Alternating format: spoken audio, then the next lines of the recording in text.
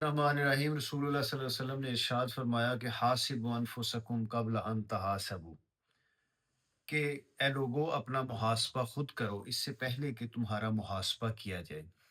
تو اس دنیا میں انسان عمل کے لحاظ سے آزاد ہے، لیکن اس کے انجام کے لحاظ سے انسان آزاد نہیں ہے۔ اللہ تعالیٰ نے انسان کو یہ اختیار دیا ہے کہ وہ جو چاہے عمل کرے، جو چاہے بولے، لیکن اس کے نتیجے میں جو نتیجہ ظاہر ہوگا، جو اس کی جزا اور سزا کا معاملہ ہوگا، وہ اللہ تعالیٰ کے اختیار میں ہے۔ تو جو ہم عمل ہم کرتے ہیں فطرت کے قانون کے مطابق اس کی جزا اور سزا ہے، اور جزا اور سزا کا معاملہ اللہ تعالیٰ کے پاس ہے۔ تو اگر اس عمل کے نتیجے میں ہمیں جزا بنے گی تو جزا ملے گی، اگر سزا بنے گی تو سزا ملے گی۔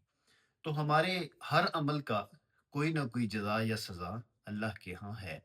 تو ایسی حالت میں عقل مندی یہ ہے کہ ہر بندہ اپنا نگران خود بن جائے اور اپنا محاسبہ شروع کرے، اور یہ محاسبہ روز کی بنیاد پر ہونا چاہیے۔